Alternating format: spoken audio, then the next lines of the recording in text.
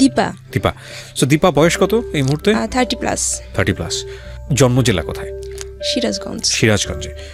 Dipa 30+ age এবং সিরাজগঞ্জে। So Dipa, আপনি শুরু করেন, কোথা থেকে বলবেন? আমরা 4 ভাই 4 বোন, আমি ফ্যামিলিতে সবার ছোট। সবার ছোট। বাবা কি করতেন? বাবা ডক্টর ছিলেন, ভিলেজ ডক্টর। Village doctor. তো আমার যখন জন্ম হবে, আমি যখন পেটে ছিলাম, আমাকে মানে আমার মা চাচ্ছিলেন না আমার জন্ম হোক। আমাকে নষ্ট করার জন্য অনেক কিছু ট্রাই করেছেন, কিন্তু হয়নি। তারপরেও আমার জন্ম হলো। তো আমি বড় হওয়ার পরে যেটা শুনলাম, মা প্রায়ই আমাকে বলতেন যে তোর জন্মের সময় তোকে চেয়েছিলাম মেরে ফেলবো, তুই যখন তোর জন্ম হয়নি তখনও ট্রাই করতাম, তারপরে জন্মের পরেও ভাবতাম যে অনেক মানে তার জানা একটা কাহিনী আছে যে কার যেন অনেক বাচ্চা ছিল, তো লাস্টে যে বাচ্চাটা হয়েছে ওটাও মেয়ে। তো মেয়ে হওয়ার পরে ওনাকে ওই বাচ্চাটাকে বারবার গোসল করতে করতে তখনই মেরে ফেলেছিল। তো মা আমাকে প্রায় এই কথাটা বলতেন যে আমি এটাও ভেবেছিলাম যে তোর জন্মের পর আমি এরকম করে তোকে মেরে ফেলবো। তো ছোটবেলা থেকে আমি খুব অবহেলা নিয়ে বড় হয়েছি ফ্যামিলিতে। মানে কেন অবহেলা নিয়ে বড় হয়েছে? মানে অনাকাঙ্ক্ষিত ছিলাম এজন্য। দাঁড়ান, আমি যেটা বোঝা যাচ্ছি যেটা হলো যে আপনি 2 ভাই 2 বোন। আপনারা? আমরা 4 ভাই 4 বোন। 8 ভাই বোনের সংসার। জি। এবং সবার ছোট হচ্ছে? সবার ছোট।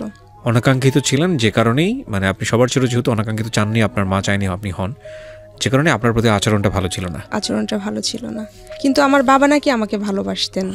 তো আমি জন্মানোর পরে মানে আমার বাবার ইনকাম নাকি বেড়ে যায় অনেক।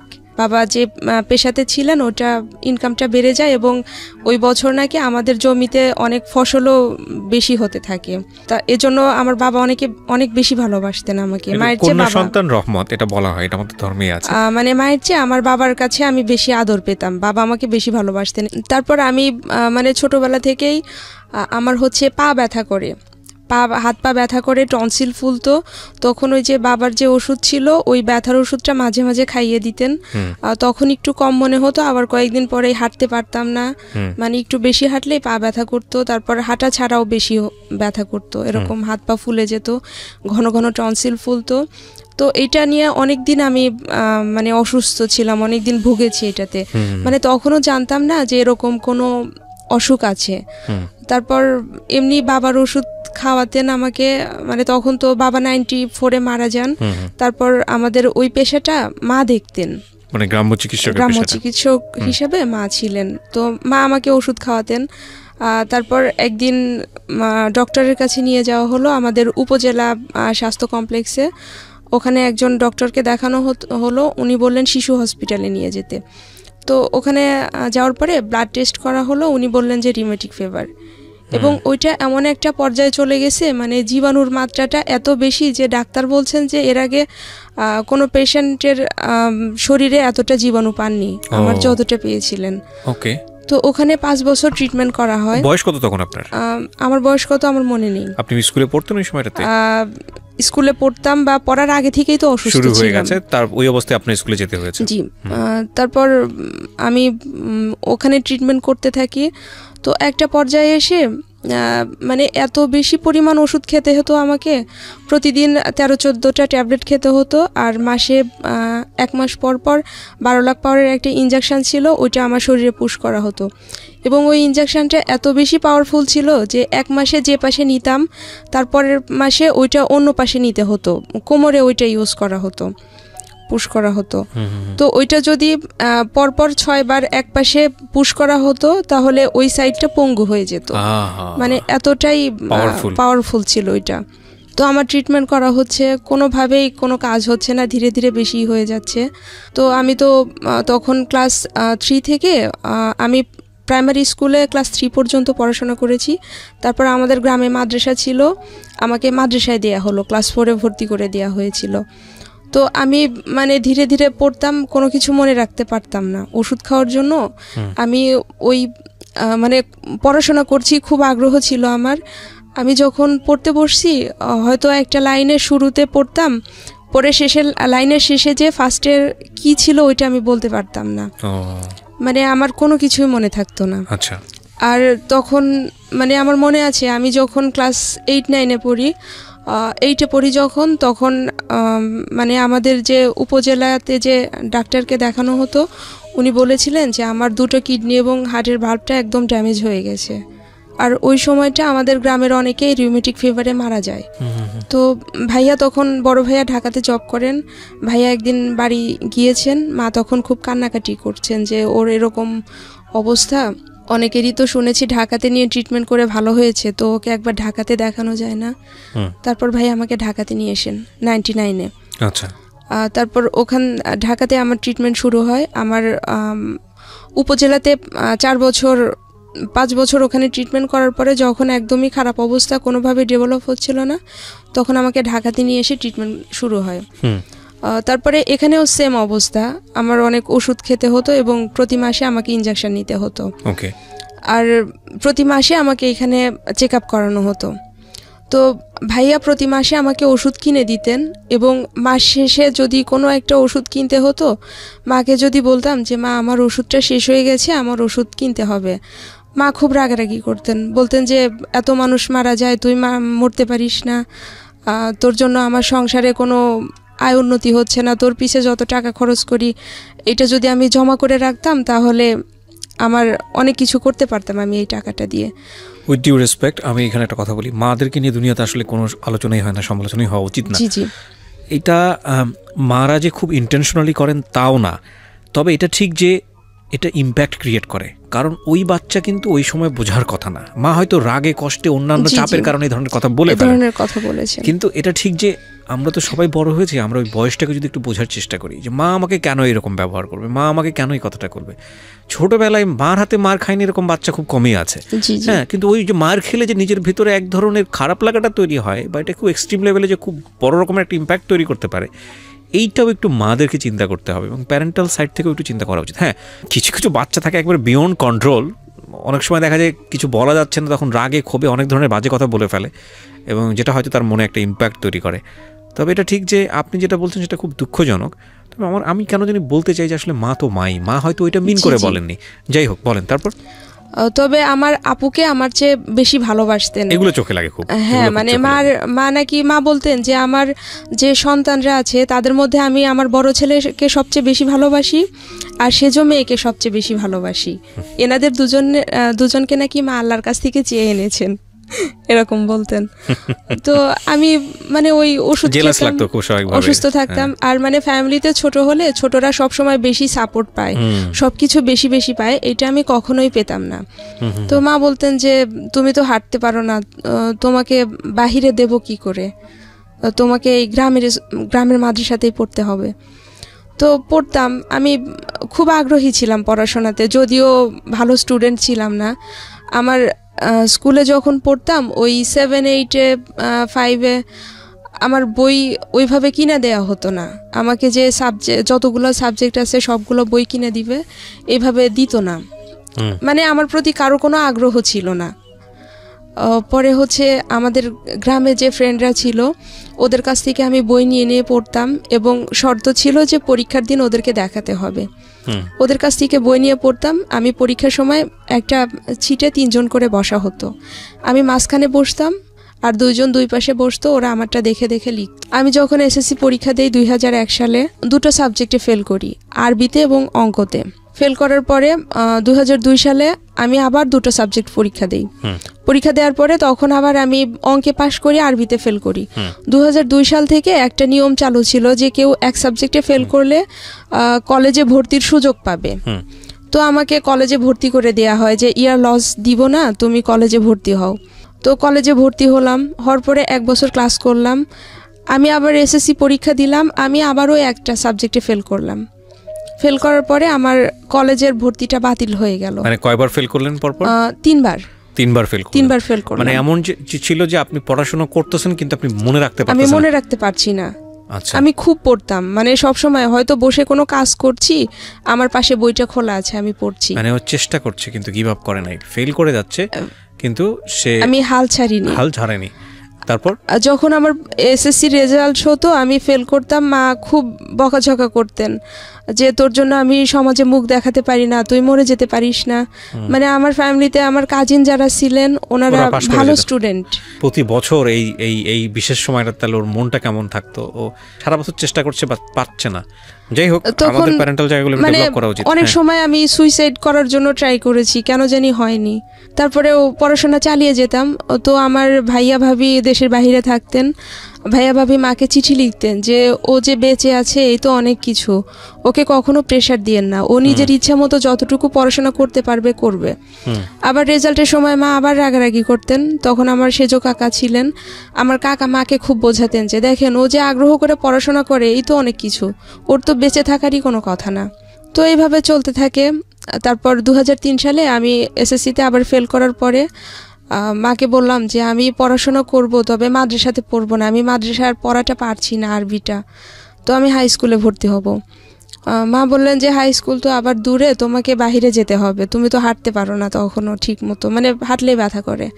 তো তারপরে ওই সময় আমার এক রিলেটিভ একটা হাই স্কুলে জব করেন 2004 সালে। ওই সময় হচ্ছে আমাদের উপজেলাতে যে হাই স্কুল ছিল ওখানে ভর্তির ব্যাপারে আমার আপু কথা বলতে গিয়েছেন।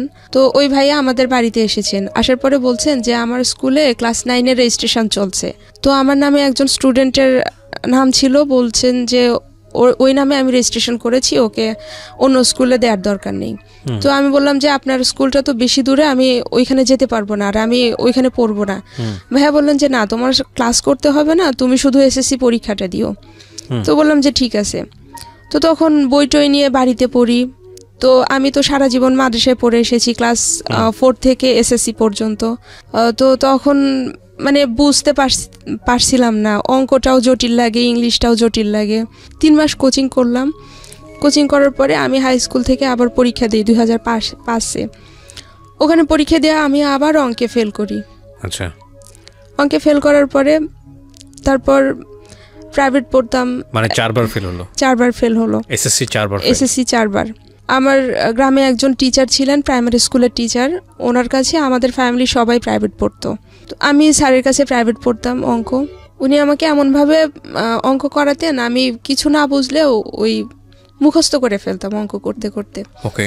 তো এইভাবে আমি 2006 সালে এসএসসি পাশ করি। আপনি শেষমেশ পাশ করলেন? শেষমেশ 5 বারের বার গিয়ে না 6 বারের বার? 5 বারের বার। 5 বারের বার। আচ্ছা, 5 বারের বার আমি এসএসসি পাশ করি।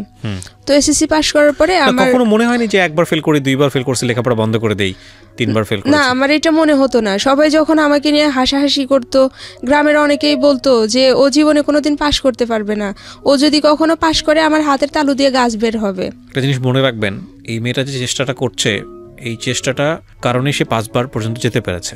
এটাকে যেন আমরা বড় করে দেখি, 1। আর 2 নম্বর হচ্ছে যে ও যে উইকনেস ফেলটা করছে, এই ফেলটার কারণটা হচ্ছে হলো ওর ছোটোবেলায় যে বিশাল রকমের একটা অসুখ হয়েছিল, সেই অসুখটা, এবং যার কারণে ওর মেমোরিটা লাস্ট করে না। মানে পড়ছে, কিন্তু পড়তে গেলেও সারাদিন পড়ছে কিন্তু মনে রাখতে পারে না। ও যেটা বলছিল একটু আগে, যে একটা বাক্য পড়ে শেষ মাথায় আসতে আসতে বাক্যের প্রথমে কি আছে সেটা আমি মনে রাখতে পারি না।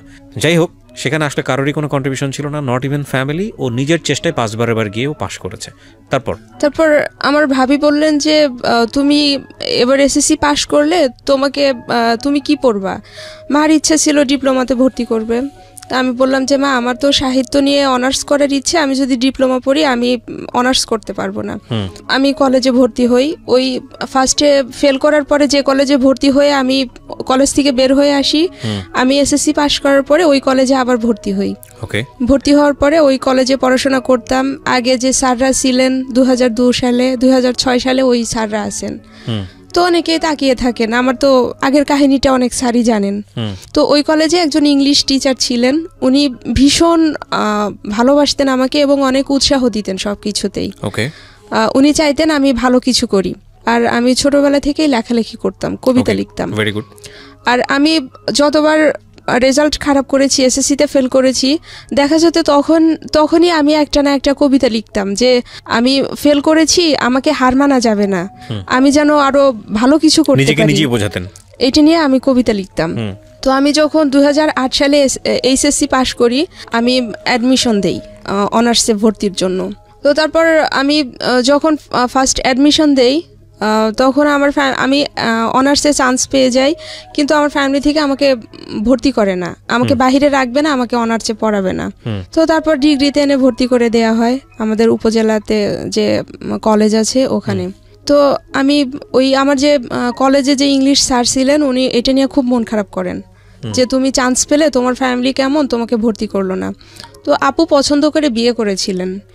তো আমি যদি বাহিরে থাকি, আমি যদি এরকম কিছু করি, এজন্য ওর সব চাপটা আমার উপর আসতো। আর আমি ছোটবেলা থেকে খুব চঞ্চল ছিলাম, আমার অনেক ছেলে বন্ধু ছিল, ছেলেদের সঙ্গে আমার বড় হওয়া, ওদের সঙ্গে খেলা, রাস্তায় যে ফুটবল খেলতাম, এই অবস্থা। তো তারপর আমাকে ডিগ্রিতে ভর্তি করে দেয়। ভর্তি করার পরে আমাদের তখন ডিগ্রি ফার্স্ট ইয়ারে ইংলিশ ছিল, আমি তখন ইংলিশ প্রাইভেট পড়তাম। তো ওইখানে কয়েক মাস প্রাইভেট পড়ার পরে 1 মাস আমি প্রাইভেট না পড়ে 300 টাকা চুরি করি ওখান থেকে। বাসায় বলেছি প্রাইভেট পড়েছি, কিন্তু আমি না পড়ে ওই টাকাটা চুরি করি। ওইটা দিয়ে আমি আবার রিঅ্যাডমিশনের জন্য ফর্ম ফিল আপ করি। ফর্ম ফিল আপ করে আমি চুরি করে পরীক্ষা দেই। পরীক্ষা দিয়ে ওইখানে আবার আমি চান্স পেয়ে যাই। চান্স পাওয়ার পরে বাসায় যেয়ে বলি, সবাইকে বলি যে আমি আবার চান্স পেয়েছি। তো মা বলছেন যে তুই চান্স পেয়ে সবাইকে বলছিস, তোকে যদি আমি ভর্তি না করি, তোকে টাকা না দিলে তুই টাকা পাবি কোথায়? ও তখন আমি ভাইবা দিয়ে এসেছি ওই কলেজে। ভাইবা দিয়ে আসার পরে মাঝখানে একদিন সময় ছিল ভর্তির, 2900 টাকা লাগবে। মাকে এসে বললাম, মা কিছুতেই আমাকে ভর্তি করবে না, টাকাও দিবে না।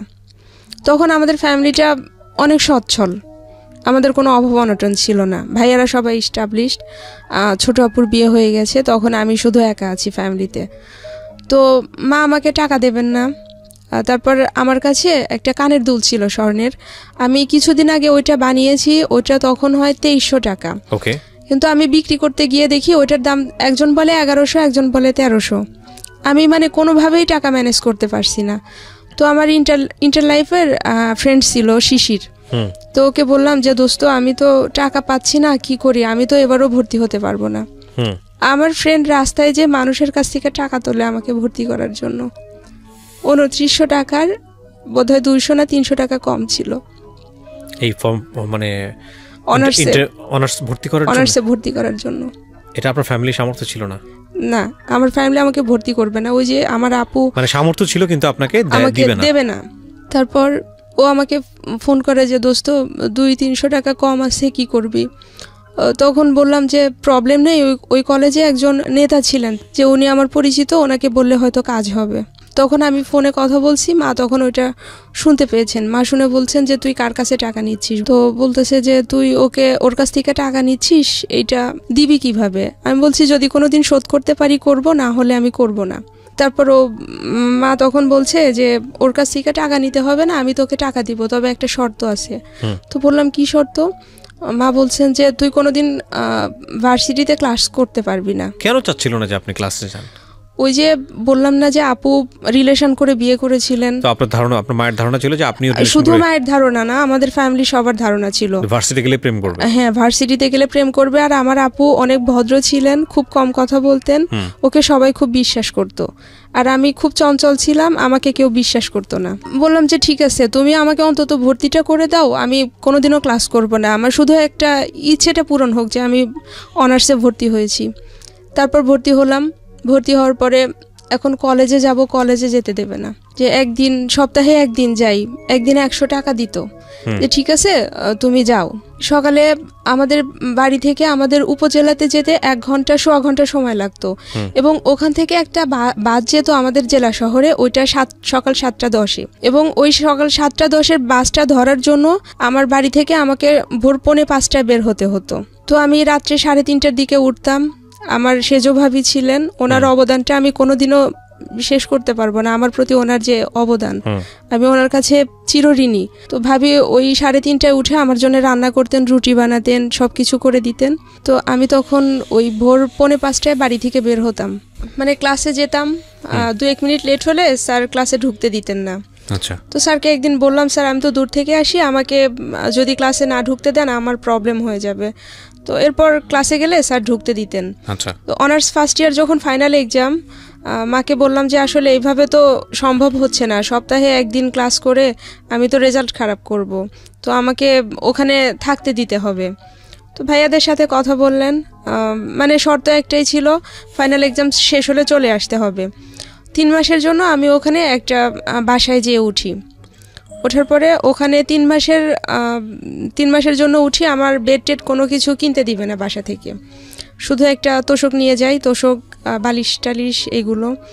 তারপর মাসে আমাকে 1500 টাকা দিত, ওইটা দিয়ে চলাটা খুব টাফ হয়ে যেত। তারপরেও থাকতাম, দেখা যেত যে একদিন ডাল রান্না করলে ডালটা যদি বেশি টেস্ট হতো ওইটা তাড়াতাড়ি শেষ হবে, আমি ওইটার মধ্যে পানি ঢেলে দিতাম। তারপর অনেক সময় আমার বাজার করার টাকা থাকতো না, 1 দিন 2 দিন না খেয়ে থাকতাম। মানে রুমমেটরা ভালো ছিল, পাশের রুমে যারা ছিল তারাও ভালো ছিল, ওরা যখন বুঝতে পারতো আমাকে খেতে দিত। আর ফ্লোরিং করে থাকবো, ওরা ফ্লোরিং করতে দিত না, ওদের বেডে থাকতাম। এভাবে থাকতে থাকতে একদিন একজন বলেই ফেললো যে তোর তো কিছুই নেই, থাকিস আমার বেডে, টেবিল ইউজ করিস আন্টিরটা, তুই আসলে কি এরকম। তারপর মানে খাওয়া দাওয়ার জন্য অনেক সময় কথা শোনাতো যে তুই তো জীবনে কোনোদিন মাছ কিনিস না, সবসময় শুটকি খাস। তো এইভাবে আমি অনার্স ফার্স্ট ইয়ার এক্সামটা কমপ্লিট করি। তখন বাসা থেকে বলে যে চলে আসো, আর ওখানে থাকতে হবে না। তারপরেও আমি জোর করে থাকি। তারপর আমি এক্সাম হলে বসে আছি, মানে খুব শক্ত করে সব কিছু ধরে আছি যেন কেউ বুঝতে না পারে। তো ওরকম থাকতে থাকতে খাতা দিয়েছে, আমি কোনো রকম নামটা লিখে সব কিছু ফিল আপ করেছি। তারপর আমার খিঁচুনি উঠে যায়, আমি আর নিজেকে কন্ট্রোল করতে পারি না, ওখানেই অসুস্থ হয়ে পড়ি। তারপর আমাকে ধরে নিয়ে বাহিরে নিয়ে অনেকক্ষণ মাথায় পানি টানি ঢালা হয়, ডাক্তার নিয়ে আসার পরে ডাক্তার ওষুধ দেয়, বোধহয় ইঞ্জেকশনও দিয়েছিলেন। পরে আমাকে বলেন যে বেডে এক্সামটা দাও। এমনিতেই ওই দিনের ওই সাবজেক্টটা অনেক হার্ড ছিল, তারপরে অসুস্থ, যদি বেডে দেই তাহলে তো আরও খারাপ হবে। পরে আমি 4 ঘন্টার মধ্যে 1.5 ঘন্টার বেশি লিখতেই পারিনি। তারপরে কোনোভাবে আমি এক্সামটা শেষ করি। এক্সাম শেষ করে যখন বের হই, ওই কলেজের ভাইস প্রিন্সিপাল স্যার ছিলেন। তো স্যার আমাকে ডেকে বলছেন যে তোমার মানসিক প্রবলেম কবে থেকে। আমি বললাম স্যার আমার তো মানসিক প্রবলেম নেই। স্যার বললেন যে আমি সবই জানি, এই প্রবলেমটা আমারও ছিল। তো উনি ঢাকা মেডিকেল কলেজের এক ডক্টরের অ্যাড্রেস দিলেন। উনি আমাকে বললেন যে কালকে এক্সাম নেই, তুমি ঢাকায় চলে যাও, ওনাকে দেখাও, তোমার যে অবস্থা তোমার আরও খারাপ কিছু হবে। তো আমি ঢাকাতে আসি, ওইখানে ডাক্তার দেখাই। দেখানোর পরে ধীরে ধীরে এতটাই বেশি হয়ে যায় যে আমি মানে রুমে থাকলে একা থাকতে পারতাম না। যখনই একা হতাম তখনই সুইসাইড করার ইচ্ছে করতো। তারপর আমি ওড়না পরতে পারতাম না, ওড়না দেখলেই মনে হতো যে আমি ওড়না নিয়ে ফাঁসি নেই। যখন আমার ওরকম খারাপ লাগতো, আমার রুমের যত কাপড়, ওড়না জাতীয় যত কিছু আছে আমি নিয়ে পাশের রুমে রেখে আসতাম। ওয়াশরুমে যেতাম, ওয়াশরুমে যে একা থাকতাম, ওই সময়টাও মনে হতো আমি ফাঁসি নেই। আচ্ছা, এই ফাঁসি নেওয়ার মোমেন্টটা আপনি ব্যাখ্যা করতে পারেন? যে কি মনে হতো, যে ফাঁসি নিলেই আরাম, এরকম কোনো কিছু? হ্যাঁ, মনে হতো যে আমি ফাঁসি নিয়ে ঝুলে পড়ি, তাহলে আমার ভালো লাগবে, হয়তো আমি সব কিছু থেকে মুক্তি পাবো। জীবনের সবচাইতে ভয়াবহতম, মানে এরপরে আর অনুভূতি হয় না। যাদের জীবনে এই ঘটনাগুলো ঘটে গেছে তারা বুঝতে পারবে। একটা কথা আছে না যে সাপের বেদনা সেই বুঝতে পারে, সাপের দংশন যে করেছে, তাছাড়া আসলে বুঝতে পারে না। একটা মানুষ যখন মৃত্যুকে সবচাইতে সেফ মনে করে, একটা মানুষ যখন মনে করে মৃত্যু মানে শান্তি, তার মানে দুনিয়ার সবচাইতে এক্সট্রিম পেইন তার মধ্যে আছে। নইলে কে তার জীবনকে ভালোবাসে না বলেন? সবাই তো তার জীবনটাকে ভালোবাসে। মানে জীবনকে মানুষ যে কত বেশি ভালোবাসে সেটা যখন মানুষ বাঁচতে পারে না, এরকম একটা সিচুয়েশনে পড়ে যায়, তখন বোঝা যায়। আধা ঘন্টা বেশি বেঁচে থাকবে, এর জন্য যদি একটা মানুষকে খুন করতে হয় সেটার জন্য সে রাজি হয়ে যায়। এই হচ্ছে বাঁচার তীব্রতা। তো ওই মানুষটা নিজের জীবনটাকে স্যাক্রিফাইস করতে চাচ্ছে, তার মানে তার লাইফটা কতটা পেইনফুল। এগুলো একটু ভাবার বিষয়। হ্যাঁ, কারণ আমরা আসলে সমস্যা কি, আমরা আসলে সবাই পাশের মানুষটাকে নিয়ে ভাবি না, এবং ভাবি না বলে আমাদের জীবনটা অনেক বেশি জটিল। জীবনের সহজ কিছু সূত্রের মধ্যে একটা সূত্র হচ্ছে আশেপাশের মানুষজনকে নিয়ে ভাবা। আপনি যদি আশেপাশের মানুষজনকে নিয়ে ভাবেন, তাহলে আপনার যখন দুঃসময় আসবে তখন ওই মানুষগুলো আপনাকে নিয়ে ভাববে। আর না ভাবলেও আপনি তো হিউম্যান বিং, তাই না? তো আপনারও তো একটা মেন্টাল স্যাটিসফ্যাকশনের জায়গা আছে, যে দুনিয়াটা তো আসলে এরকম না যে আসলাম, খেলাম, নিজে নিজে ভোগ করলাম, মরে গেলাম, শেষ। It's not life. এই কারণেই বলছি যে এই ফিলটা খুব জরুরি। কারণ আজকে আপনি যে অবস্থায় আছেন, যদি সেটা ভালো অবস্থা ধরে নেই, কালকে যে আপনি একটা ডিজাস্টার মোমেন্টে থাকবেন না, এই গ্যারান্টি আপনাকে কে দিচ্ছে? এনার চাইতে হয়তো ভয়াবহ অবস্থা থাকতে পারেন। ফিলিংসটা আসলে খুবই জরুরি। বলেন, তারপর কি হলো? তো তারপর আমি ওই 2টো এক্সাম খুব কষ্ট করে শেষ করলাম। আমি জানি যে যেদিন এক্সাম হলে অসুস্থ হয়েছিলাম ওটা আমি ফেল করব। আমি আশাই মানে পাশ করব যে এরকম আশা আমার ছিল না। ঢাকাতে যখন ডাক্তার দেখাতাম, ওনা আমাকে থেরাপি নিতে বলতেন, সাইকোথেরাপি। তো এটা নেওয়া হয়নি। তো এখানে যে ডাক্তারটা দেখাতাম ওনা আমাকে এতটাই পাওয়ারফুল ওষুধ দিতেন, ওষুধ খাওয়ার পরে আমি বালিশে মাথা রাখতে পারতাম না, আমার মাথা মনে হতো যে সম্পূর্ণটা পচে গেছে, সারা মাথা একদম নরম। তারপর আমার মুখ টুক ফুলে ঠোঁটটা আমার এত দূর পর্যন্ত নেমে এসেছিল, কান ফুলে অনেক বড় হয়ে গিয়েছিল। তো আমি 15 দিন আমাকে ওষুধ দিয়েছিল, 15 দিন ওষুধ খাওয়ার পরে আমার মানে চুলগুলো অনেক বড় আর সুন্দর ছিল। 15 দিনে আমার মাথার যত চুল পড়ে গেছে আমার সারা জীবনে কোনো দিনে এত চুল পড়েনি। পরে আবার ওনাকে প্রতি মাসে দেখাতে হতো, 15 দিন 21 দিন মানে ডিপেন্ড করতো। তারপর একদিন ওখানে গিয়েছি, যাওয়ার পর দেখি ডক্টর আসেননি, ওনার লেট হবে আসতে, আরেকজন ছিলেন। তো ওনাকে প্রেসক্রিপশান দেখালাম, উনি আমাকে বলছেন যে আপনি কি আমাকে দিয়ে প্রেসক্রিপশান করাবেন? তো বললাম যে হ্যাঁ আপনি করে দেন। পরে ওনা আমার আগের প্রেসক্রিপশান দেখে বলছে কি যে এই ওষুধগুলো মানুষের যখন মানে মেন্টাল যারা অসুস্থ তাদের একদম শেষ পর্যায়ে যখন চলে যায় তাদেরকে এই ওষুধগুলো দেয়া হয়। আর আপনাকে যে ওষুধটা দিয়েছে আপনি বলছেন চুল পড়ে যাচ্ছে, এইটা খেলে মানুষের চোখের ভ্রু পর্যন্ত পড়ে যায়। ও মাই গড। ওনার ওষুধ খেলাম, পরে যাকে দেখালাম ওনারটা খাচ্ছি, মানে একই অবস্থা, কমে না। ওই দেখা যেত যে এমন অবস্থা ছিল যে আমি টিভিতে কোনো কাপলের নাটক দেখতে পারতাম না, পেপারে কোনো কাপলের ছবি দেখতে পারতাম না, রাস্তায় বের হলে কোনো কাপলকে দেখলে আমি অসুস্থ হয়ে যেতাম, আমার খিঁচুনি উঠে যেত।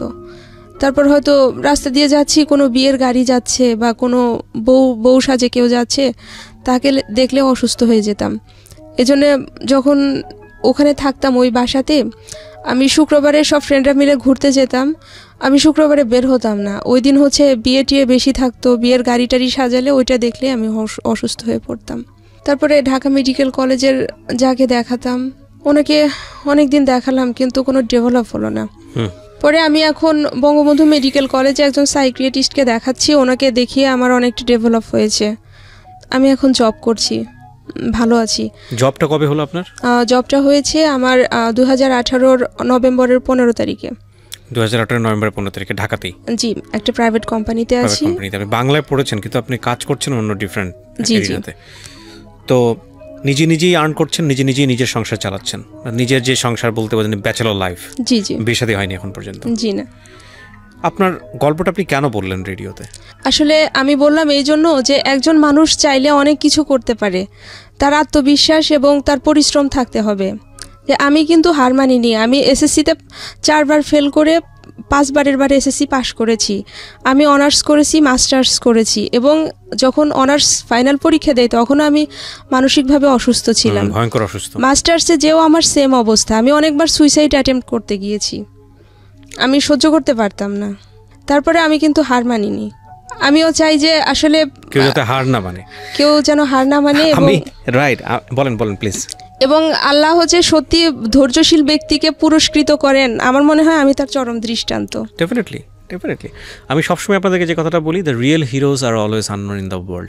এই ভদ্রমহিলার কথা কিংবা ভদ্রমহিলার মতো যারা আছেন আমাদের সমাজে, তাদের কথা ইতিহাস কখনো লিখবে না। নাটক, মঞ্চ, কিংবা আমি যদি বলি সিনেমায় কিংবা ইতিহাসের বইয়ের পাতায়, মোটা বইয়ের পাতায় যাদের নাম স্বর্ণাক্ষরে লেখা হয়, তারা অনেক হাই প্রোফাইলের মানুষ, আমাদের জায়গা থেকে অনেক হাই প্রোফাইলের মানুষ। কিন্তু আমরা যারা, প্রত্যেকটা মানুষ যারা দেখছেন, যে মানুষটা এখানে বসে আছেন ইনক্লুডিং মি, আমাদের প্রত্যেকের লাইফেই কিছু না কিছু স্ট্রাগল আছে, কিছু না কিছু ব্যাপার আছে যেগুলা কোনো অংশেই তাদের থেকে কম নয়। আপনি মোটিভেশন নিতে পারেন আমাদের দীপার কাছ থেকে, কারণ দীপা হওয়া যায় জীবনে, দীপা হওয়া খুব সহজ। কিন্তু আপনি যদি ফ্লোরেন্স নাইটিঙ্গেল হতে চান, কিংবা আপনি যদি আরও বড় কোনো ফিগার হতে চান, যেটা আপনার ইতিহাসের বই থেকে, মোটা বই থেকে আপনি শিখেছেন, তাহলে জীবনটা অনেক দুর্বিষহ হতে যাবে, কারণ this is a very unique piece. কিন্তু এরকম দীপা সমাজে অনেক আছে, আপনি চাইলেই দীপা হতে পারেন। এরকম অনেক আছে আমাদের সমাজে, যাদেরকে আমি আমার জীবন গল্পে এনেছি, যারা নিজের জীবনটা যদি শুধু হাল ছেড়ে দিত তাহলে হয়তো পৃথিবী থেকে হারিয়ে যেত, কিন্তু হাল ছাড়েনি। এবং তাদের জায়গাটা থেকে স্বাবলম্বী জায়গায় আসাটা, এটা একটা ভয়ঙ্কর রকমের যুদ্ধ, এবং এই যুদ্ধ কোনো অংশেই বিশ্বযুদ্ধের চেয়ে কম নয় আমি মনে করি, কারণ নিজেকে উতরে যাওয়ার যুদ্ধ, এটা অনেক বড় যুদ্ধ। থ্যাংক ইউ, অনেক ভালো থাকেন আপনি। ধন্যবাদ। এই মানুষগুলোর হাতেই অনেক বেশি ক্ষমতা আসা উচিত, আপনার মতো মানুষের হাতে, কিংবা এই মানুষগুলোর হাতেই অনেক অনেক বেশি টাকা আসা উচিত। কেন বলেছি জানেন? কারণ আপনি বুঝতে পারবেন যে আপনার মধ্যে যে একজন ভিকটিম আছে তার কষ্টটা কি। প্রিয় শ্রোতা, আপনারা শুনছেন জীবন গল্প। আমি আরজি কিবরিয়া আপনার সঙ্গে রয়েছি। আমন্ত্রণ জানাচ্ছি জীবন গল্পের আরো একটি এপিসোডে। আমার সঙ্গে যিনি গেস্ট রয়েছে, চলুন তার সঙ্গে একটু পরিচিত হই। যে প্রথমে আপনার নাম এবং পরিচয়টা একটু বলুন। আমার নাম মোহাম্মদ সুলতান কবির। সুলতান কবির, জি। বয়স কত? বয়স 23 বছর। 23 বছর। জন্ম জেলা?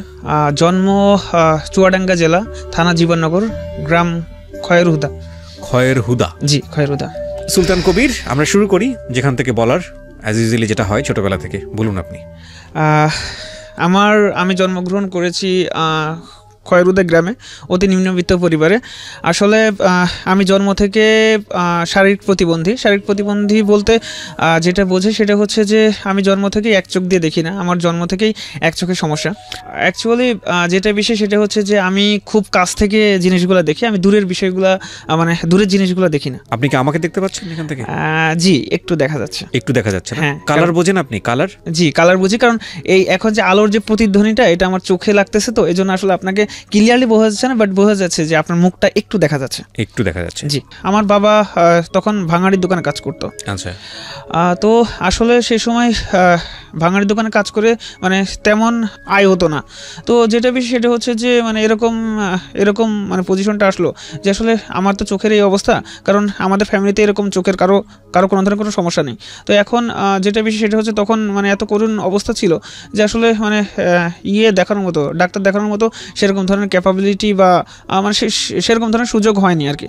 মানে আমাদের আসলে আর্থিক অবস্থা এমন ছিল সেই সময় যে আসলে আমি ডাক্তার দেখানো মানে আমি যে চোখের চিকিৎসা করবো সেটা তো দূরে থাক, আসলে অ্যাট দ্যাট টাইম আসলে আমার কোনো মানে সেরকম কোনো ফুড ছিল না, সেরকম মানে আমি যে জামা কাপড় যে পরিধান করব সেরকমও ছিল না, আমার কোনো প্রপার ড্রিঙ্কিং ওয়াটার ছিল না।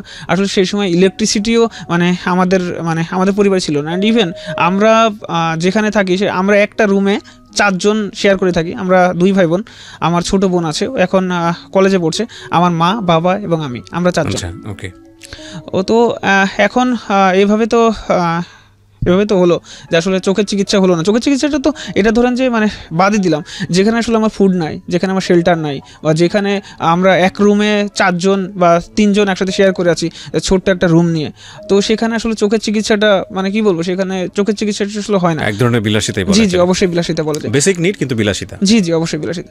তো আমার আসলে এই যে চোখের এই যে সমস্যা, আমি এটার কারণে আসলে মানে ছোটবেলা থেকে অনেক হীনমন্যতায় ভুগতাম, অনেক আসলে মানে ছোটভাবে নিজেকে দেখতাম আসলে, কারণ এটা আসলে সমাজের সোশ্যাল কনস্ট্রাক্টেড ক্যারেক্টারিস্টিক্স, আসলে সোশ্যালি কনস্ট্রাকশন যেটাকে বলে, যে আসলে আমি ধরেন এক জায়গাতে গেছি, তো সেখানে তারা আমাকে ট্রিট করছে কীভাবে, যে আমার এই যে চোখের সমস্যা, কেউ বলে কানা, কেউ বলে লুলা, বা কেউ ধরেন যে বলে মানে আসলে আমার যে হিউমিলেটিং যে ওয়ার্ড, এই ওয়ার্ডগুলো আসলে আমাকে শিখাইছে যে আমি ছোট, ওরা বড়, বা আমি আসলে মানে আমি ছোট, ওরা বড়, বা ওরা বড়, আমি ছোট। আসলে এই বিষয়গুলো না আমি নিজেকে সবসময় গুটিয়ে রাখতে চেষ্টা করতাম, আমি সবসময় হীনমন্যতায় ভুগতাম, আমার মন সবসময় ছোট হয়ে থাকতো, এই জন্য আসলে আমি মানে মিশতাম না সেভাবে, কারোর সাথে আসলে আমার মেশা হইতো না। তো আসলে মানে যখন মানে ছোটোবেলা যখন থাকে তখন সবাই আসলে খেলাধুলার জন্য এখানে যায় ওখানে যায়, বা হচ্ছে যারা সেম এজে যারা থাকে তারা এখানে যায় বা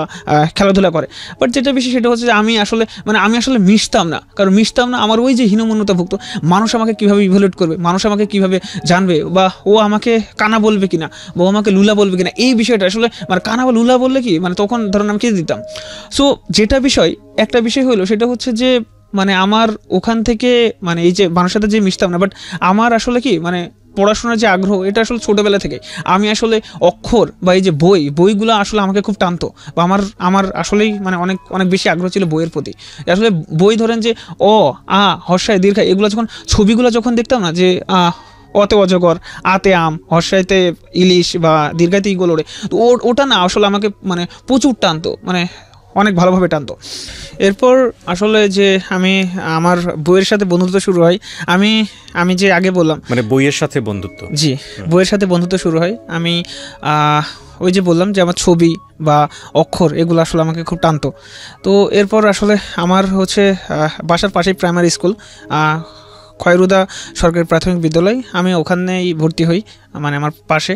তো আসলে আমি ক্লাস 1 থেকে 3 পর্যন্ত মানে পড়েছি, বাট আসলে ওরকম মানে ভালো মানে আসলে গাইডেন্স পাইনি বা আসলে ওভাবে পড়াশোনা হয়নি। বাট আমি ক্লাস 4-এ আসলে একটু পড়াশোনা করে আমার রোল 9 হয়ে যায়। তো রোল 9 হয়ে যায় আমার জীবনের মানে ছোটোবেলা যদি টার্নিং পয়েন্ট বলি তাহলে সেটা ক্লাস 5। আমি ক্লাস 5-এ আমার টার্নিং পয়েন্ট হয়, কারণ আমি ক্লাস 5-এ হচ্ছে রোল নাম্বার আমি হঠাৎ করে ফার্স্ট হয়ে যাই। তো ওটা আসলে আমার জীবনের মানে টার্নিং পয়েন্ট বলা যায়। কারণ ওই সময় আসলে আমাকে আমার এক টিচার অনেক বেশি তত্ত্বাবধান করেছিলেন, যার কাছে আমি সারা জীবন ঋণী থাকবো। তিনি হলেন মফিজ স্যার। কারণ মফিজ স্যার আসলে আমাকে নিজের ছেলের মতো করে ভাবতেন। তিনি আমাকে 24টা ঘন্টা মানে রাত দিন বা মোস্ট অফ দ্য টাইম আমাকে অনেক ভালোভাবে গাইড করতেন। তো যেটা বিষয় সেটা হচ্ছে যে তার মানে স্যারের তত্ত্বাবধানে বা স্যারের যে ইন্সপিরেশন, স্যারের মোটিভেশন বা স্যারের এই যে পাশে থাকা, এটা আসলে আমাকে অনেক বেশি সেই সময় মানে অনেক বেশি আসলে আমাকে মোটিভেট করতে বা ইন্সপায়ার করতে। তো আসলে যেটা বিষয় সেটা হচ্ছে যে মানে সেই সময় হতো কি আসলে আমি ম্যাথ অনেক ভালো পারতাম। আসলে ম্যাথে আসলে আমার দক্ষতা ভালো ছিল। আমি ম্যাথ মানে এরকম হয়েছে যে আসলে টিচার আমাকে অঙ্ক করতে দিয়েছে, আমি আসলে মানে বই না দেখেই মানে ম্যাথটা করে ফেলছি, আসলে মুখে মুখে ম্যাথ করে দিতাম। তো টিচাররা আসলে আমাকে অনেক বেশি পছন্দ করতেন। একদিন কি হয়েছে যে আসলে আমি এভাবে ভালো করতেছি বা আমি এভাবে আগাচ্ছি, তো যেটা বিষয় যে সেকেন্ড বয় ছিল যে আসলে আমাকে মানে কোনোভাবেই আসলে দমানো যাচ্ছে না, সে মানে ফার্স্ট হতে পারছে না। তো কি করছে, একটা মজার ঘটনা আছে এখানে, সেটা হচ্ছে মডেল টেস্ট হইতো আমাদের সময়। তো মডেল টেস্টে আসলে মানে পরীক্ষা দিচ্ছি, তো 2.5 ঘন্টার পরীক্ষা আমাকে 2 ঘন্টায় হয়ে গেছে। তো আমি মানে সেখানে যে টিচাররা গার্ড দিচ্ছিলেন ওখানে আমি ম্যামকে বলছি যে ম্যাম আমার লেখাটা হয়ে গেছে। তো আমার বলতেছে যে তুমি তোমার ওই সিটে মানে হচ্ছে যে খাতাটা রেখে তুমি চলে যাও। তো আমি চলে আসলাম। আমার পাশে বসেছিল সেকেন্ড বয়। তো সে কি করেছিল, সে আসলে মানে আমি বারবার প্রথম হচ্ছি, সে ওই সুযোগটা কাজে লাগিয়ে সে হচ্ছে যে আমার খাতার 40 মার্কস কেটে দিয়েছিল। মানে ম্যাথে আসলে যে আমি যে সবসময় 100-এ মানে 100-তে 99 পাইতাম, 98 পাইতাম, আর টিচার আমাকে অনেক বেশি করতো। তো সে আসলে আমার মানে ওই খাতাটা কেটে দিয়েছিল।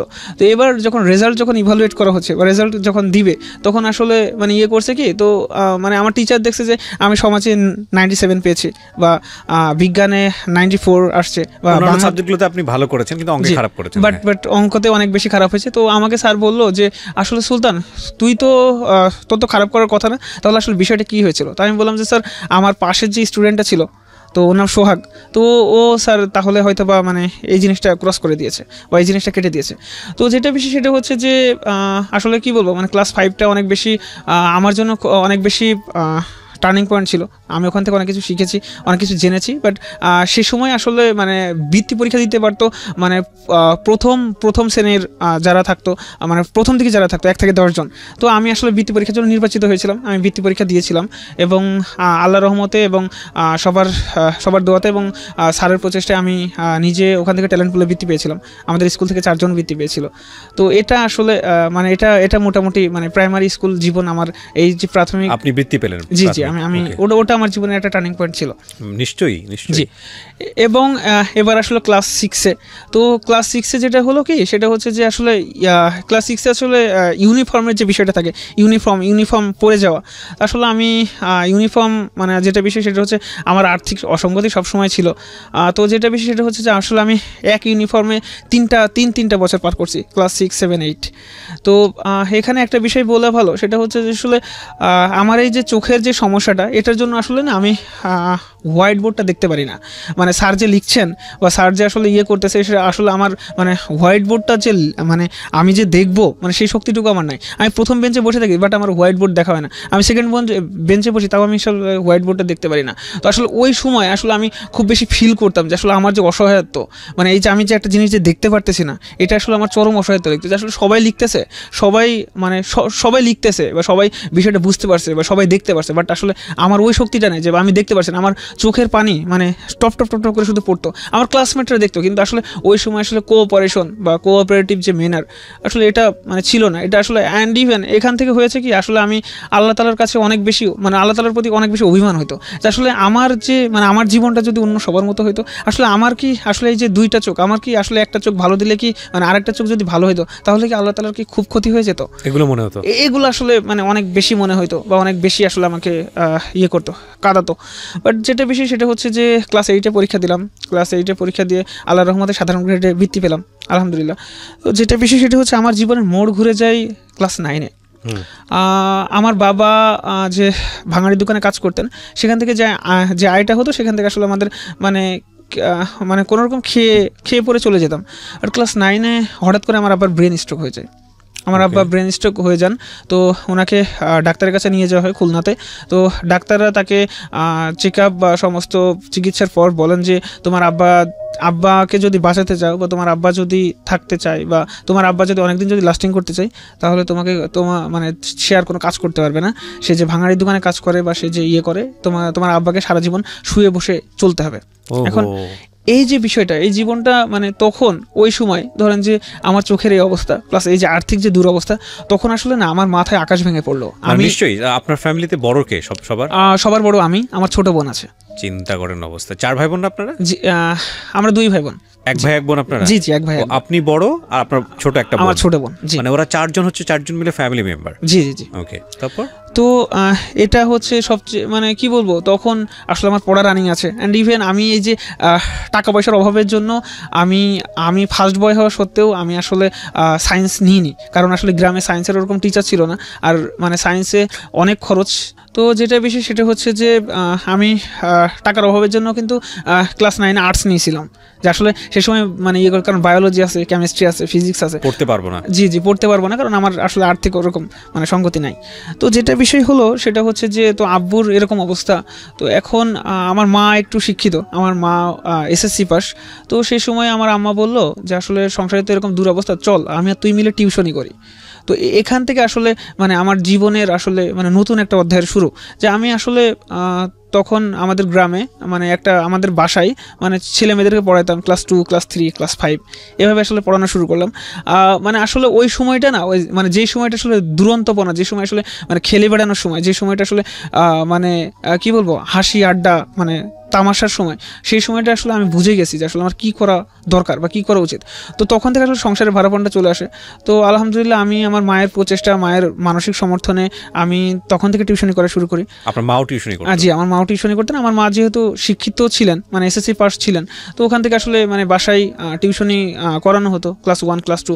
তো আসলে গ্রামে আসলে টিউশনি করে খুব বেশি ফায়দা হয় না, কারণ ওখানে আসলে টাকা পয়সা খুবই কম দেয়। মানে ধরেন যে একজনকে পড়াইলে 100 টাকা, অ্যান্ড ইভেন মানে সারাদিন পড়াইতে, যেমন ধরে যে সকালে, বিকালে বা রাতে এরকম। তো এখানে যে বিষয়টা সেটা হচ্ছে যে এভাবে চলতে থাকলো, ক্লাস 9, 10 এভাবে পার করলাম। আসলে আমি অতিরিক্ত টিউশনের প্রতি মানে মোস্ট অফ দ্য টাইম আমি টিউশন করতাম, এই জন্য আসলে আমার একাডেমিক্যালি একটু আমি মানে মিসট্র্যাক হয়ে যায়। তো লেখাপড়ার দিকে, আপনার নিজের লেখাপড়ার দিকে সময় দিতে পারছেন? জি না, আমি নিজের লেখাপড়ার দিকে সময় আসলে দেওয়া হয়নি। তো এজন্য যেটা বেশি সেটা হচ্ছে যে আমার এসএসসি পরীক্ষা দিয়েছিলাম 2012-তে যশোর বোর্ড থেকে, মানবিক বিভাগ থেকে। তো ওখানে আসলে রেজাল্ট খুব বেশি মানে হয়নি, 4.44 আসছিল out of 5। G, out of 5 4 আসছিল। তো যেটা বিষয় সবাই তো এটা 4 আসছিল। তো এরপর ভর্তি হলাম উথলি কলেজ, মানে আমার বাসা থেকে প্রায় 8 কিলোমিটার দূরে। আচ্ছা। তো উথলি কলেজে ভর্তি হলাম। ওই যে সংসারের যে একটা ভাড়াপন, এটা কিন্তু আমার মাথায় আছে। আমি কলেজে এজন্য আমি ক্লাস করতে পারতাম না, আমার কলেজের আসলে উপস্থিতির সংখ্যা খুবই কম ছিল। আমি আসলে মানে এদিকে ব্যস্ত ছিলাম যে আসলে আমার বাবাকে কীভাবে সাপোর্ট দিব, আমার ফ্যামিলিকে কীভাবে সাপোর্ট দিব, আমার সংসার কীভাবে চলবে। আমার ছোটো বোনটা পড়ছে, আমার ছোটো বোন আমার থেকে 6 বছরের ছোট, তো ও কীভাবে পড়বে। তো এই বিষয়টা আসলে সবসময় আমার মাথায় ঘুরঘুর করতো বা করতো। তো আসলে কলেজের একটা ইন্টারেস্টিং বিষয় আছে, কলেজে আমি ক্লাস করতাম না। তো অনেকদিন পর একদিন কলেজে গেছি, তো আমার ইংরেজি টিচার বলছে যে মানে অনেকদিন অ্যাবসেন্ট। তো সেদিন আসলে মানে বলছি যে স্যার মানে আমি অ্যাটেন্ডেন্স দিয়েছি। তো বললো যে আপনি তো অনেকদিন ক্লাস করেন না, কই থাকেন? বললাম স্যার বাসায়। তো স্যার মানে সেদিন অনেক অপমান করলেন, যে বললো যে সামনে একটা এক্সাম আছে, এক্সামটা দিয়েন। হ্যাঁ, তো যেটা বেশি সেটা হচ্ছে যে আসলে সেই সময় করলাম কি যে আসলে না, তাহলে এক্সামটা দিয়ে দেখি আসলে কি হয়। তো যেটা বেশি সেটা হচ্ছে যে এক্সাম দিয়েছিলাম, স্যারের ইংরেজি এক্সাম ছিল 80 মার্কসের।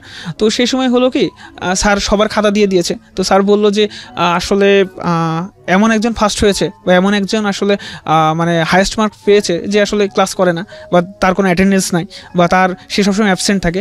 সো সেই সময় স্যার যখন আমার নাম বলেন, আমি তো আসলে মানে অনেক বেশি হয়ে গেছি। তো স্যার আমাকে পুরস্কৃত করছিলেন বা স্যার আমাকে মানে অনেক বেশি সেদিন মোটিভেট করছিলেন। সো ওই দিন আসলে মানে ভেবেছিলাম যে আসলে না, আমার দিয়েও অনেক কিছু সম্ভব, আসলে আমিও অনেক কিছু করতে পারি। তো ফার্স্ট ইয়ারটা ক্লাস না করে এভাবেই চলছিল। কখনো প্রাইভেট পড়ার সামর্থ্য হয়নি। আসলে এই যে পরিবারের যে দুরবস্থা, প্লাস আমার যে আসলে আমার এই যে চোখের কারণে আমি এখান থেকে ওখানে মুভ করতে খুব ভয় পাইতাম। আর আমার বাবা মা খুব বেশি ভয় পাইতো যে আসলে আমি যদি অ্যাক্সিডেন্ট করি বা আমি যদি আসলে মানে আসলে এই যে আমার যে চোখের দুরবস্থা, এটা আসলে অনেক বেশি অ্যাকিউট ছিল সে সময়। তো যেটা বিষয় সেটা হচ্ছে যে আমি ইন্টারমিডিয়েট ফার্স্ট ইয়ারটা এইভাবে পার করলাম, এবার সেকেন্ড ইয়ারে আসলাম। তো সেকেন্ড ইয়ারে আমার এক ফ্রেন্ড বললো যে চল আমি তোকে নিয়ে যাবো সাইকেলে করে, বা আমি তোর সাথে থাকবো, তুই চল প্রাইভেট পড়ি। তো ওর কথাই বা ওর ইয়েতে আসলে মানে প্রাইভেট পড়তে গেলাম শহরে। তো ওখান থেকে আসলে বুঝলাম যে আসলে কম্পিটিশনটা কী জিনিস। মানে ওখানে যারা পড়তো সবাই অনেক মেধাবী ছিল বা সবাই অনেক মেরিটোরিয়াস ছিল। তো ওখানে আসলে দেখলাম যে আসলে মানে কম্পিটিশনটা কী জিনিস বা কম্পিটিশন। তো ওখান থেকে আসলে পড়ার বিষয়টা একটু মাথায় ঢুকলো যে না, আমি টিউশনি করি, বাট এর পাশাপাশি একটু মানে পড়াশোনাটা সবচেয়ে মানে ভালো করে করি। অ্যান্ড ইভেন ভাইয়া যেটা বেশি সেটা হচ্ছে যে আমি মানে মোস্ট অফ দ্য টাইম টিউশনি করতাম। আমি মানে এই যে কলেজে থাকাকালীন মানে আমি রাত 10টার আগে কখনো পড়তে বসতে পারিনি। মানে আমার টিউশনের চাপ এত ছিল, মানে আমি ব্যাচ করে পড়াইতাম। তো সকালে একটা ব্যাচ, তারপর ধরেন যে মানে দুপুরে একটা ব্যাচ ছিল, সন্ধ্যায় একটা ব্যাচ ছিল, বা রাতে একটা ব্যাচ ছিল। এভাবে করতে করতে কি মানে আমি রাত 10টার আগে কখনো পড়তে বসতে পারিনি। তো ওই যে একটা কম্পিটিশনের যে মানে ভিত আমার ভিতর চলে আসছিল যে না, এখানে আসলে পড়াশোনা করাটা খুব দরকার বা এরকম জাতীয়। সো এই যে অ্যান্ড ইভেন ওখানে যে মানে ওই যে আমি যে শহরে যেই মানে যেখানে পড়তাম, তো ওখানে আসলে কি মানে ওখানে মানে টিচারের ওখানে রেসপন্স ভালো হতো, ওখানে পারফরমেন্স মানে মোটামুটি ভালোই করতাম। তো ওখানে স্যার আসলে আমাকে মোটিভেট করতো বা করতো। অ্যান্ড ইভেন পরীক্ষা নিলে আমি মোটামুটিভাবে ফার্স্টই হইতাম বা। তো ওখান থেকে আসলে স্যার মানে আমার মাথায় গেঁথে দিয়েছিল যে তুমি যদি চেষ্টা করো তুমি অনেক পারবে বা তুমি অনেক ভালো করবে। তো ওখান থেকে আসলে মানে ক্লাস তো আমি রাত 10টার পরে মানে প্রতি ইয়েতে পড়তে বসতাম। আসলে তখন কি মানে সারাদিন ক্লান্তির পর আসলে পড়াশোনাটা মানে হয় না আসলে। প্রিয় শ্রোতা, গল্পের মাঝখানে মানে শরীর সায় না দিলেও আসলে আমি পড়তে বসতাম, আসলে আমাকে পড়তে হবে, আমাকে আসলে আমি যেহেতু এসএসসি রেজাল্ট খারাপ বাবা কি তখন একেবারে বিছানা হ্যাঁ তখন বাবা একেবারে বিছানায় আছে। তো আসলে এই যে আমি মানে নিজের সংসারের ভাড়াপণ নিয়েছি, তারপর আসলে এই যে পড়াশোনা করতেছি। সো যেটা বেশি সেটা হচ্ছে যে তো ওই সময় না আসলে শরীরটা না সায় দিলেও ভাইয়া মানে আসলে মানে ইয়েটা করতাম, মানে পড়াশোনাটা করতে বসতাম। সো আমার আসলে মানে জীবনটা ছিল কি মানে ধরেন সকালে ঘুম থেকে ওঠা, আবার ধরেন যে টিউশন করানো, তারপর আবার খাওয়া দাওয়া করে আবার টিউশন করানো, তারপর বাবার ওষুধ কিনতে যাওয়া, তারপর মানে আবার নতুন ব্যাচ আসছে, আবার মানে নতুন কোনো ব্যাচকে আসলে টিউশন মানে করানো, তারপর আবার নিজে আবার প্রাইভেট পড়তে যাওয়া, তারপর আবার মানে রুমে আসা। তো এইভাবে আসলে আস্তে আস্তে না মানে যে সময়টা একটু খেলে ধুলে বন্ধু বান্ধবের সঙ্গে আড্ডা দিয়ে, কিংবা আমাদের টিনেজ বয়সে যেটা হয় কোনো একটা মেয়ের প্রেমে পড়া, মেয়ে হলে ছেলের প্রেমে পড়া, খুব ন্যাচারালি যেগুলো চলে আসে, সেগুলো আপনার জীবনে ছিল না। আপনার জীবনে ছিল হচ্ছে শারীরিক এই প্রতিবন্ধকতা নিয়েও সংসারের হাল ধরা, অসুস্থ বাবার চিকিৎসা করা, কিছু ইনকাম করা, এবং দিন শেষে নিজের লেখাপড়াটাও যে কোনো ভাবে হোক চালিয়ে নেয়। অবশ্যই ইভেন ভাই যে আসলে আমি সবসময় একটা কথা বলি আপনাদেরকে, আমি সারা জীবন ধরেই বলেছি, সেটা হলো পৃথিবীতে আসলে আসল হিরো যারা আননোন। কোনো একটা কবিতায় সেদিন পড়ছিলাম যে ওই মানুষটার কন্ট্রিবিউশন কিন্তু আমরা মনে রাখি না। ধরেন আপনি পাবলিক ক্রাউড একটা বাসে উঠেছেন, হ্যাঁ, এবং আপনি খুব ওই সময়টাতে খুব ফিল করছেন, মানে খুব গিজগিজ করা, হ্যাঁ, এবং আপনি ফিল করছেন আপনি অসুস্থ, আপনি দাঁড়াতে পারছেন না, ফিল করছেন কেউ যদি আমাকে সিটটা ছেড়ে দিত, হঠাৎ করে দেখলেন যে পাশ থেকে একজন মানুষ আপনাকে সিটটা ছেড়ে দিয়ে বলছে ভাই আপনি এখানে বসেন, আপনাকে দেখে মনে হচ্ছে আপনি অসুস্থ। এই মানুষটার কথা কোথাও লেখা থাকবে না, কিন্তু এই মানুষটা যে কত বড় একটা উপকার করলেন, এই ছোট ছোট অনেক বৃহৎ উপকার, এই মানুষগুলো কিন্তু আমার কাছে মনে হয় যে আসল মানুষ। আরেকটা ইন্টারেস্টিং বিষয়, এই কথাগুলো কেন বললাম, যে এই যে এরকম যে ঘটনাটা আমাদের সামনে আজকে এখানে উঠে আসছে সুলতান কবিরের, এরকম সুলতান কবির আমাদের সমাজে অসংখ্য আছে, কিন্তু তাদেরকে কখনোই বইয়ের পাতায় আপনি পাবেন না, তাদেরকে আপনি কখনো নাটক, গল্প, উপন্যাসের ক্যারেক্টারে পাবেন না, যাদেরকে মোটিভেশন হিসেবে আমাদের ছোটবেলা থেকে শিখে এসেছি পুঁথিগত বিদ্যাতে, তাদের জায়গাতে কখনো সুলতান কবিরকে পাবেন না। ডেফিনেটলি যাদেরকে আমরা পাই তাদের লাইফে হয়তো আরও বড় ড্রামা থাকে, অন্যরকম থাকে, অনেক বড় সাকসেস স্টোরি থাকে, সাকসেস স্টোরির জায়গায় অনেক বড় একটা ইকোনমিক ফিগার থাকে। কিন্তু কথা হচ্ছে ভাই, সবাই তো বিল গেটস হয় না, সবাই তো মহাত্মা গান্ধী হয় না, সবাই আমাদের সামনে যারা মোটিভেশন হিসেবে যাদেরকে উদাহরণ দেওয়া হয়, সবাই তো এটা হয় না, তাই না? সো আমার কাছে কেন জানি মনে হয় যদি মোটিভেশন নিতে হয় তাহলে ওই বিল গেটস কিংবা কেএফসির মালিক, কিংবা আপনি যদি বলেন মহাত্মা গান্ধী বা আরও যারা বড় বড় ফিগার আছে, মাও সেতুং, হ্যাঁ প্রয়োজন আছে, কিন্তু এগুলো আমার কাছে মনে হয় যে ইটস ভেরি আনটাচেবল, এগুলো জীবনও টাচ করা যাবে না আমাদের মতো সাধারণ মানুষের জায়গা থেকে। কালে কোশ্মিন কালে হইলেও দু একজন হতে পারে, কিন্তু যেহেতু সুলতান কবির হওয়া যায়, যেহেতু ওয়াসিম হওয়া যায়, তাহলে মোটিভেশন নিতে হলে এদের কাছ থেকে নেওয়া উচিত। আমার কাছে আমার ব্যক্তিগত অপিনিয়ন, আপনি চাইলে ডিসএগ্রি করতে পারেন। সেজন্যই আমি বলি যে সমাজের চারপাশে অসংখ্য হিরো আছে আমাদের, কিন্তু আমরা আসলে চোখ মেলে দেখি না। যাই হোক সুলতান কবির, আমি ইন্টারাপ্ট করে ফেললাম, আপনি কন্টিনিউ করেন, বলেন। তারপর আসলে আমি এইচএসসি পরীক্ষা দিয়েছিলাম 2014 সালে, মানবিক বিভাগ থেকে পরীক্ষা দিই। তো মানবিক বিভাগ থেকে পরীক্ষা যশোর বোর্ডে, জি যশোর বোর্ডে। তো মানবিক বিভাগে পরীক্ষা দিলাম। তো মানবিক বিভাগে পরীক্ষা দিয়ে একটা এখানে যেটা ফ্যাক্ট করলো যে আসলে কোচিং করতে হবে, বিশ্ববিদ্যালয়ে ভর্তি। এর আগে একটা কথা বলে নিই, সেটা হচ্ছে আসলে সংসারের যেখানে দুরবস্থা বা সংসারের যে এই যে অবস্থা, এখান থেকে আসলে মানে বাইরে পড়াশোনা করতে যাওয়াটা আসলে অনেক অনেক টাফ একটা বিষয়। চুয়াডাঙ্গা থেকে যে কোনো একটা পাবলিক বিশ্ববিদ্যালয়ে পড়তে যাওয়ার মতো। এন্ড ইভেন আমি ডিসিশন নিয়েছিলাম কি, যে আমার বাবার যে দুরবস্থা বা তিনি যে বসে আছেন, তো আমি যেটা ডিসিশন নিয়েছিলাম কি, সেটা হচ্ছে যে আমি মানে কোনো পাবলিক ইউনিভার্সিটিতে পরীক্ষা দেবো না। এন্ড ইভেন তখন আমি জানতাম না যে ঢাবি কি, রাবি কি, যাবি কি বা জবি কি। তো আমি ডিসিশন নিয়েছিলাম আমি ডিগ্রিতে ভর্তি হবো, ডিগ্রি পড়বো, বা আসলে মানে সংসারের যে অবস্থা, এই অবস্থার কথা মানে আসলে নিজেকে গুটিয়ে নেওয়ার যে। কিন্তু মানে আমাদের গ্রামে একজন টিচার আছেন, উনি ইসলামী বিশ্ববিদ্যালয়ে পড়ান বাংলাতে। তো উনি আমাদের ভাই হন সম্পর্কে। তো উনি বলেছিল যে সুলতান, তুমি হচ্ছে যে আমি তোমার হচ্ছে ঝিনাইদাতে ব্যবস্থা করে দিচ্ছি, তুমি আসো এখানে পড়ো বা এখানে কোচিং করো, ওখান থেকে আসলে তুমি পাবলিক ইউনিভার্সিটিতে পড়ার স্বপ্ন দেখো। তো আমি আসলে সেই সময় আসলে আমার যে আর্থিক যে দুরবস্থা, তো ওই সময় আমাদের একটা গাভী ছিল, গরু ছিল। তো আমার বাবা কি করলো যে আসলে ওই গাভীটা বা গরুটা বেচে দিয়ে মানে কিছু টাকা হলো, কারণ হচ্ছে মানে বাইরে গিয়ে যে আমি যে পড়বো, তো আমাকে আসলে মানে আর্থিক এটা দিবে কে। তো ওখান থেকে আসলে আমি গেলাম।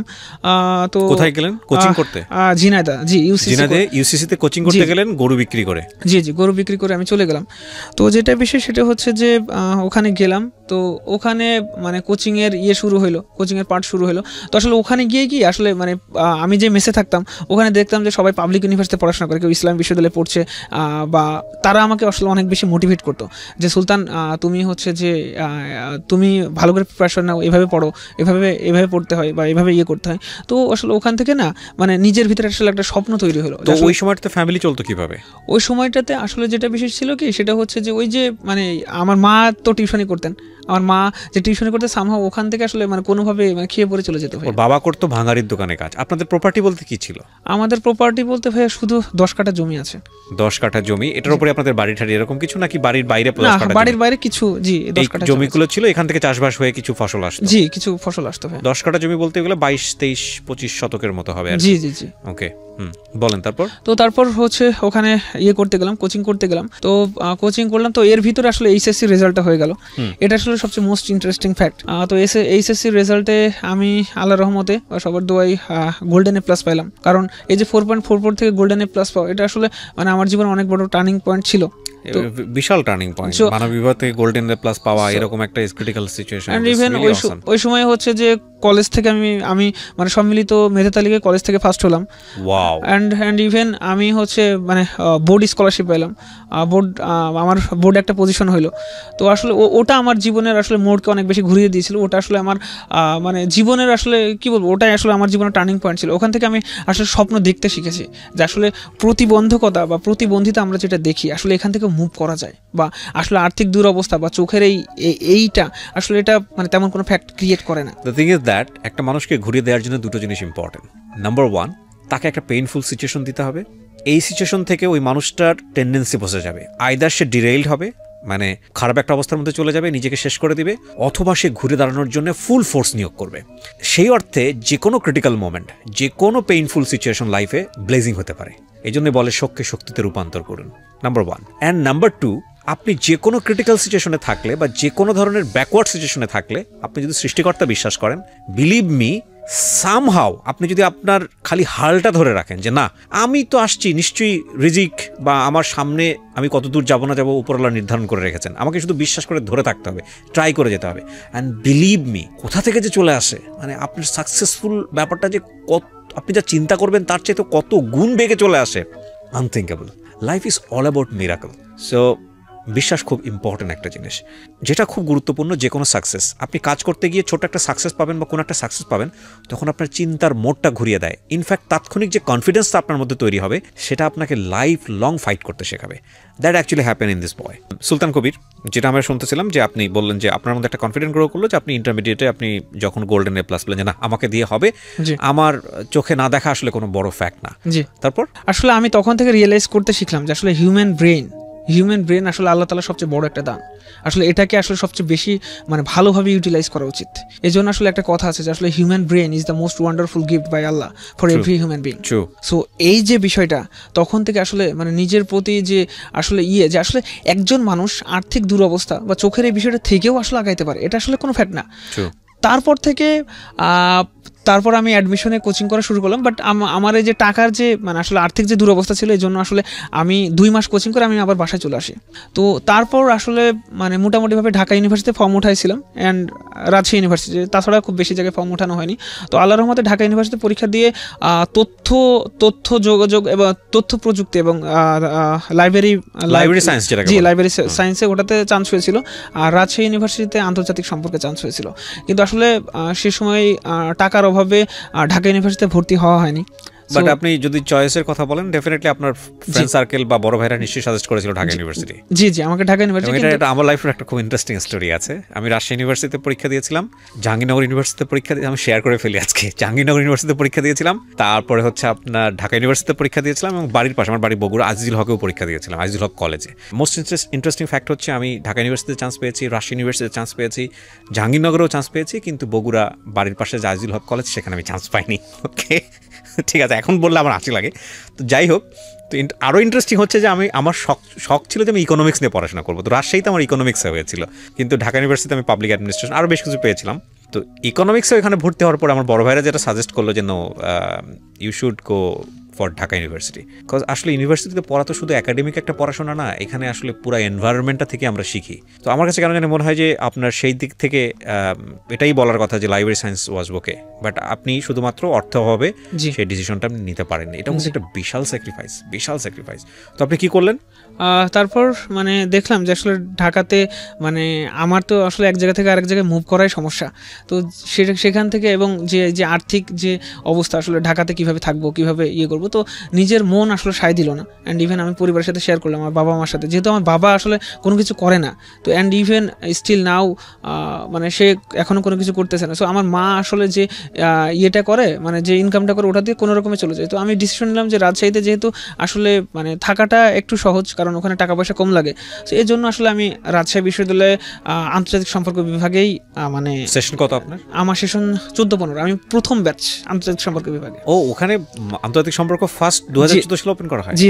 তার মানে আপনার ডিপার্টমেন্টের সবাই তো আপনাকে চেনার কথা, আপনার টিচার যারা আছেন সবাই তো আপনাকে চেনেন। জি। তো এখানে যেটা মানে এখানে পেইনফুল যে স্টোরিটা সেটা হচ্ছে যে আমি রাজশাহী বিশ্ববিদ্যালয়ের আন্তর্জাতিক সম্পর্ক বিভাগে ভর্তি হলাম। তো ভর্তি হওয়ার পর আমার ক্লাস শুরু হয়েছিল ফেব্রুয়ারি 3 তারিখ থেকে। তো আমি প্রথম দিন মিসিং ছিলাম, 4 তারিখে গেলাম। তো সম্পূর্ণটা ইংলিশ ভার্সনের পড়াশোনা ছিল। সবসময় তাই, পাবলিক বিশ্ববিদ্যালয়ে কিন্তু এই বিষয়গুলো তাই হয়। আমার তো আসলে ক্লাসের লেকচারগুলো সবগুলো মাথার উপর দিয়ে যায়, আমি তো ক্লাসের লেকচার কিচ্ছু বুঝি না, কারণ আমি মানে ছোটবেলা থেকে বাংলা ভার্সনে পড়ে আসছি। আর ইংরেজির দক্ষতা মানে ছিল, কিন্তু এই যে মানে আসলে কি মানে আমরা যখন মানে পাবলিক ইউনিভার্সিটি তো আসলে মানে বিভিন্ন রিজিয়ন থেকে মানে সারা বাংলাদেশের বিভিন্ন রিজিয়ন থেকে মানুষ যায়, এক একজন আসলে এক এক রকমের হয় বা এক একজন এক এক গড়নের হয়। তো আসলে এর জন্য কি আমি যে বললাম ওই যে আমি হীনমন্যতায় ভুগতাম যে আসলে মানুষ আমাকে কীভাবে ট্রিট করবে, কীভাবে দেখবে। তো ওই বিষয়টা না আমার খুব মানে বেশিভাবে কাজ করতো। তো আমি ওখানে আসলে মানে ইংলিশ ভার্সন আমার তো আসলে মানে ভালো লাগে না, মানে আমি তো আসলে বুঝি না, সব তো মাথার উপর দিয়ে যায়। টিচার হোয়াইট বোর্ডে লিখতেছে, আমি কিছু দেখতেছি না। ইনফ্যাক্ট প্রথম বর্ষটার এরকমই যায় সবারই। এন্ড ইভেন যে আমি যে কারোর সাথে যে কোঅপারেট করবো, সে কোঅপারেট করার কোনো ইয়ে নেই, কারণ আমি কাউকে চিনি না, কেউ আমাকে চেনে না বা আমি কাউকে জানি না।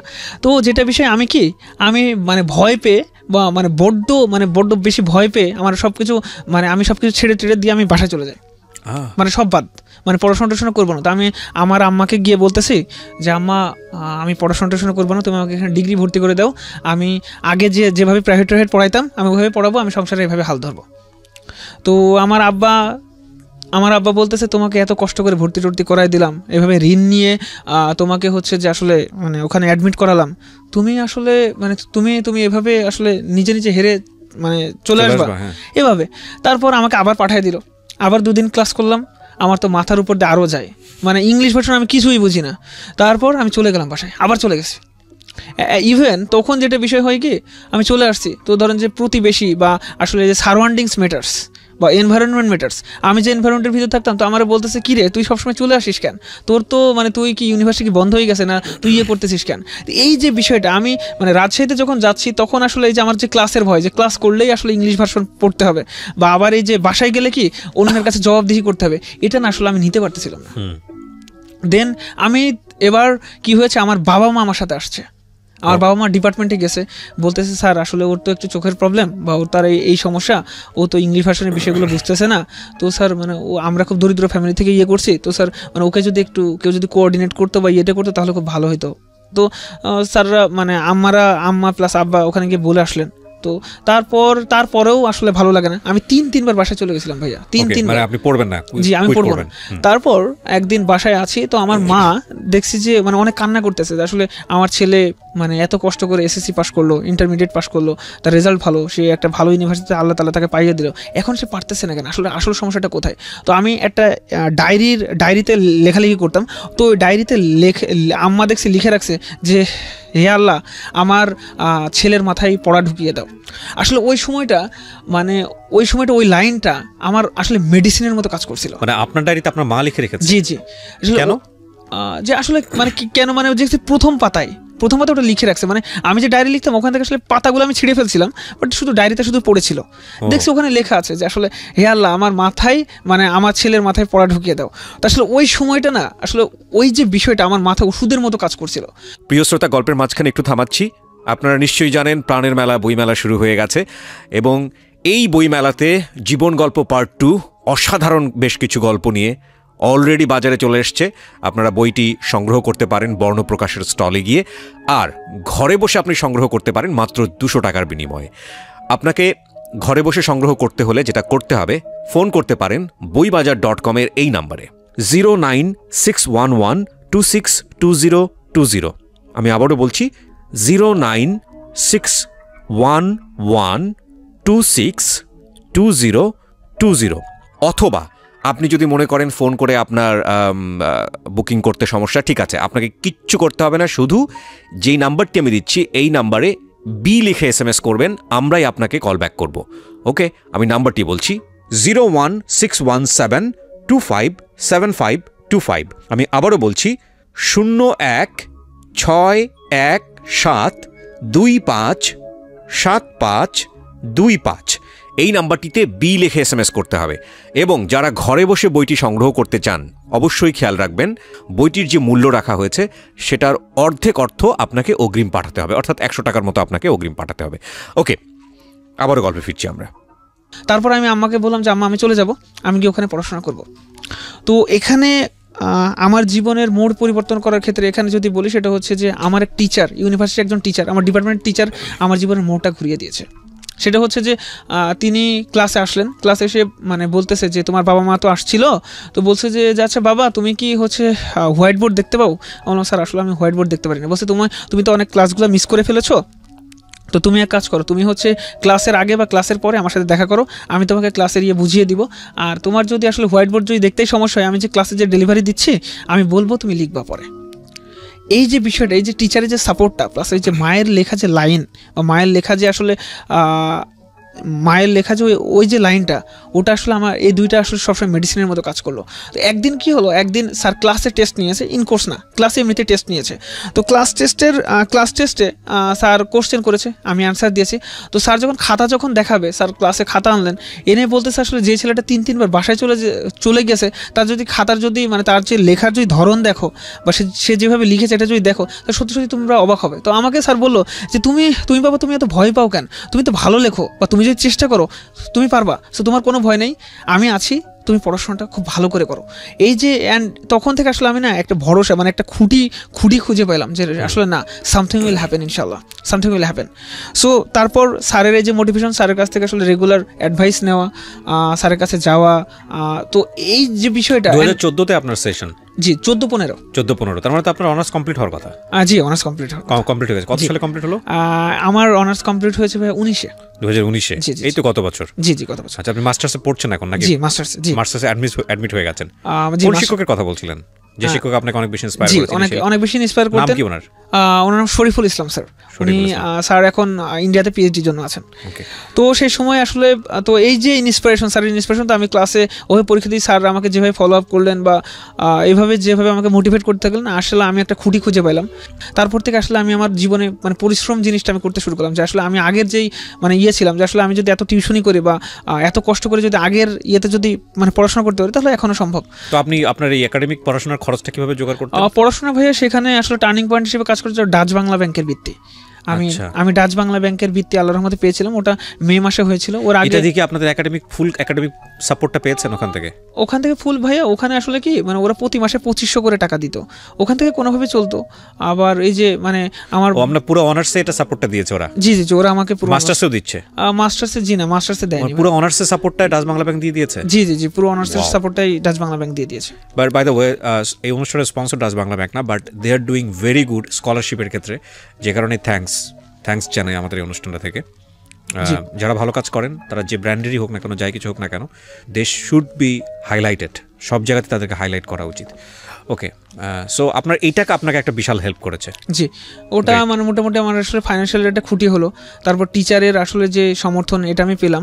তো এখান থেকে মানে ফার্স্ট ইয়ারে আমি বাজিমাত করে ফেলছিলাম। আমার চেয়ারম্যান স্যার আসলেন, এসে বলতেছে আসলে যে ফার্স্ট হয়েছে সে আসলে মানে সে 3-3 বার বাসায় চলে গেছিল, তার এরকম মানে অনেক বেশি ডিসএবিলিটি বা তার ফিজিক্যালি চ্যালেঞ্জ আছে, বাট সে আসলে বাজিমাত করে দিয়েছে। তো আমার ফার্স্ট ইয়ারের রেজাল্ট 3.88 ছিল।